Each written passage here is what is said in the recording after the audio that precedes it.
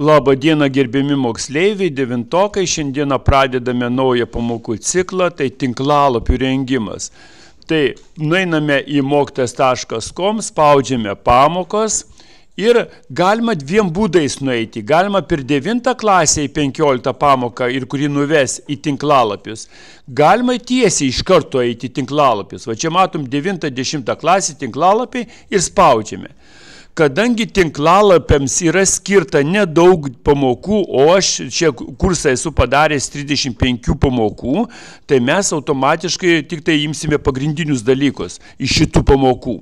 Tai dabar spaudžiame antrą pamoką. Tinklalapio pradmenis, antra pamoka. Turi būti va šitokia aplinka. Ar turite? Taip.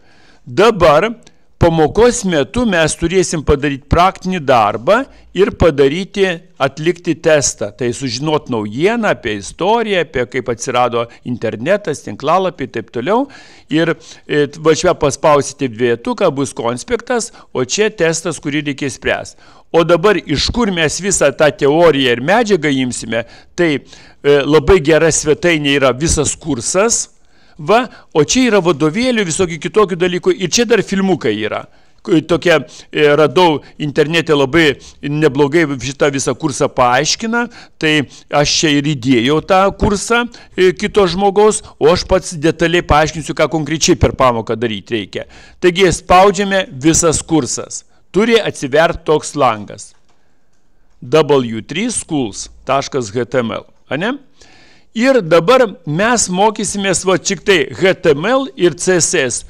Kiek mes pamokų turėsim? 9 pamokas turėsim. Čia nuostabus tinklalapis, aš noriu jį akcentuoti, kad jis ne tik tai tinklalapis, kur galima ir kitokius dalykus mokytis. Taigi, spaudžiam HTML ir atsidariusi pamokas pasirenkame, kad HTML home būtų. Home. Nueiname slankikliu iki šitokio pavyzdžio, example. Iki šitokio pavyzdžio visi nueina iki šitokio pavyzdžio.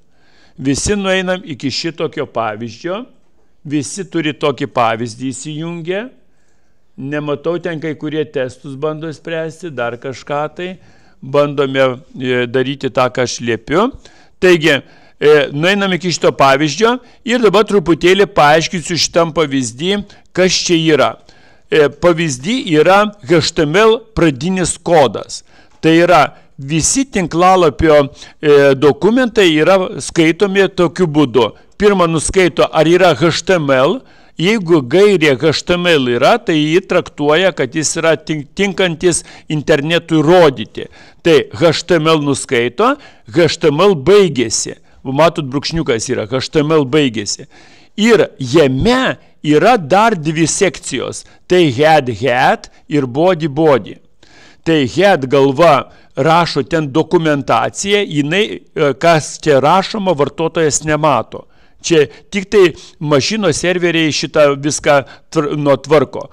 O vat body dalyje viską vartotojas mato, ką čia parašysim, ką čia įdėsim, viską matys vartotojas. Nu ir dabar pasibandom. To vat įdomi ta programa, kad galima dar pasibandyti. Taigi spaudžiam try it yourself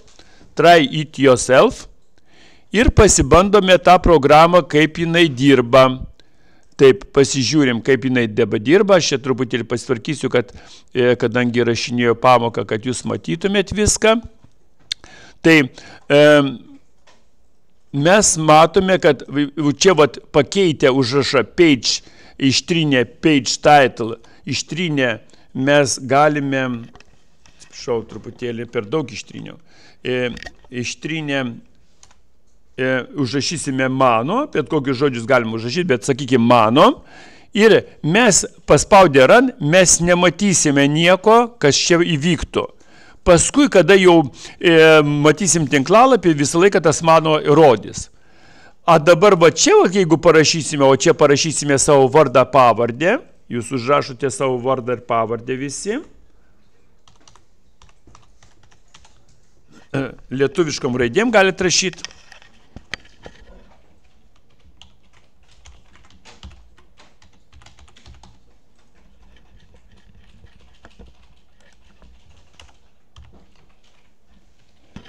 Va šitą užrašą, kurį aš dabar parašiau, jį vaizduos. Paspaudžiam, įsitikinam, kad tikrai vaizduos. Paspaudžiam, o tikrai rodo. Dabar šitą mums eilutė kol kas dar nereikalinga PP. Mes ją išmeskime ir šios pamokos užduotis bus nukopijuoti dabar stulpeliu šitą užrašą su savo vardu pavardę ir 5 kartus jį pakartoti. Tai turi būti viso 6 užrašai.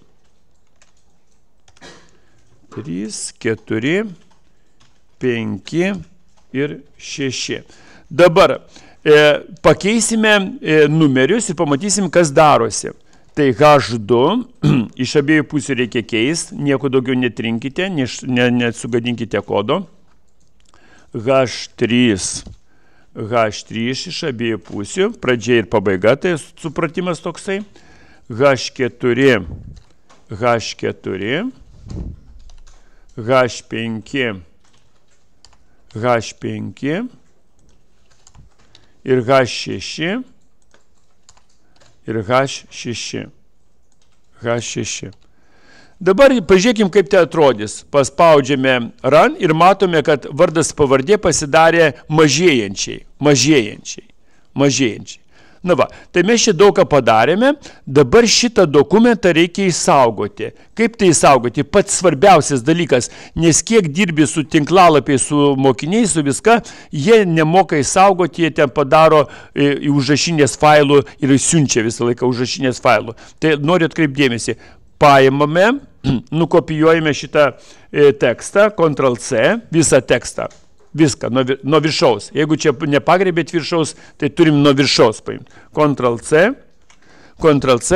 nueiname į užrašinę, susirandam užrašinę ir įkeliame tą visą tekstą į užrašinę. Va kaip pas mane. Įkeliam. Notepadas arba užrašinė. Paieškos laukelį, ieškok apačioje, yra kur ieškoti. Užrašyk, jeigu angliškai Windowsai nustatyti, tai parašai Notepad. Jeigu lietuviškai nustatyti Windowsai, tai užrašinė. Čia ne užrašinė turi dokumentas būti. Apačioje yra laukelis ieškoti. Taip, radai? Jame užrašyk užrašinė arba Notepadas. Va čia taip, ir jame įkelk Ctrl+C, Ctrl+V, spartieji klavišai. Taip, mes viską turime, dabar išsaugokime. Tai spaudžiame failas, įrašyti kaip, nurodote vietą, kur reikia padėti. Aš saugojau į savo aplankale, susikūriau aplankalą savo, Artūras, reiškia, dar papildomą aplankalą, kad būtų tvarkinga, sukūriau, kuris vadinasi tinklalapis, ir jame įkėliau, reiškia, savo failą. Bet dabar pati svarbiausia dalis, labai svarbi. Va čia, kada jau pradedi kelt, tai yra dokumentą reikia taip sutvarkyti, kad jis nerodytų užrašinės failo.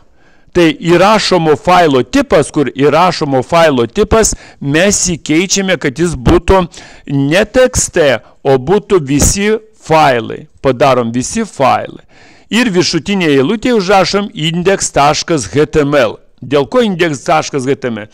Dėl to, kad serveriai ir visi kiti brauzeriai griebia, reiškia, naršyklės griebia, kada failai būna, pirmiausiai gali net nenurodyti nieko, indeksinį failą. Jeigu yra indekso pavadinimo failas, tai jinai iš karto jį pirmą ir atidaro.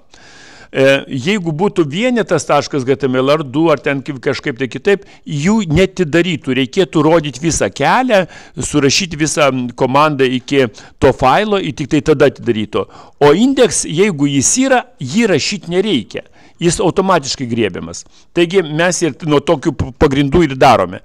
Taigi spaudžiame išsaugoti.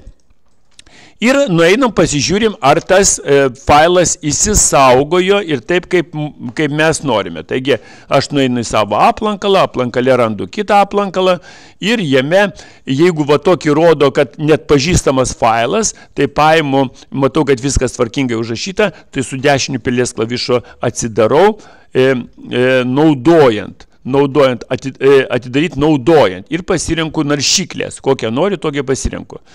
Ir matome, kad kuo puikiausiai viską rodo mano visus vardą pavardę ir viskas tvarkingai.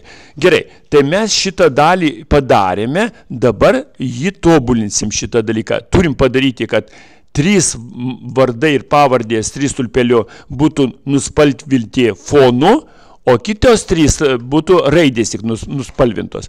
Taigi vėl nueinam į mokyklą HTML tutorials, įskleidžiam HTML pamokas ir susirandam colors. Ten tose colors susirandam, kad būtų fonas. Va čia hello world žodis yra fone, ne? Ir paimam pirmą va šitą nuorodą ir ją nukopijuojam. Nukopijuojam, ne? Turim nukopijuotą. Nukopijuojam, įdedam į užrašinės failą vietoj pirmo, kur yra vietoj pirmo. Jį ištrinam tą pirmą ir įdedame tą pirmą. Ir pakeičiam vietoj hello world savo vardą pavardę užsirašome. Vietoj hello... Jo, galiu parodyti. Va, žiūrėkite, kur yra hello world. Matai šitą? Tai apačioje yra jo kodas, va šitas. Va, ir šitą visą eilutę nukopijuoji ir įkeli. O kurio čia vietoj tasai yra hello world? Hello world colors. Va, kur čia yra HTML, va žiūrėk, colors, va čia va colors. Matai, colors.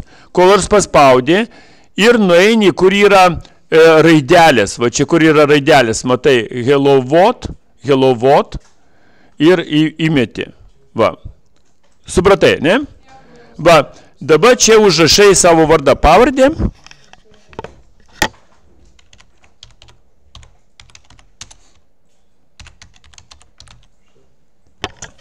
Ir įsaugoji viską. Dabar įsaugai ir pasižiūrė, ar tikrai rodo tą, ką mes norėjome. Nueini, dabar atkreipkite dėmesį, va tas puslapis, kurio jūs neišjungėt ir prieš tai pasibandėme, jis ir vadinasi, browserį rodo mano. Ir vadinasi, nes prie title parašėme, kaip jis vadinsis. Tai mes ir parašėme mano, tai vat mano ir rodo. Ir čia atnaujinti browserį, ką mes padarėme, tai F5 paspaudžiame ir matote, kad pirmas mano vardas pavardė pasidarė mėlynam fone. Tai čia nuspalvinom. Tai jums dabar reikia likusius nuspalvinti įvairiom spalvom, 2 dar vardus pavardės ir lygiai taip pat reikia nuspalvinti raides. Tai vėlgi nueinu į pamokos, kuri rodomas, nueinu į pamokas, susirandu vėl colors, kur yra, ir susirandu, kur tik raidės spalvina. Vat irgi hello world yra, bet tik raidės, ne fonas. Ir pasirenku tą pirmąją nuorodą. Ctrl C ir įsikeliu. Į šitą savo failą. Į šitą įsikeliu. Tik tai pakeitimus padarau, kad būtų vardas pavardė ir heading 1, tai turi būti pakeista į 4, nes čia iš eilės taip eina, 4.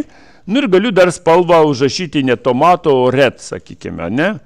Kokie norit galite rašyti. Blue ten taip toliau, red. Aš užrašau red, ne?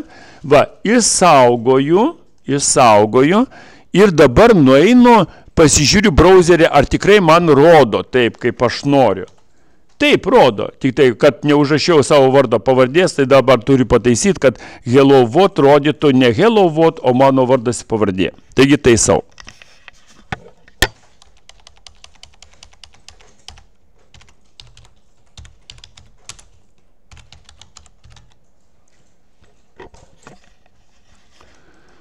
Taigi rašyti ir dar kartelį pasitikrinom.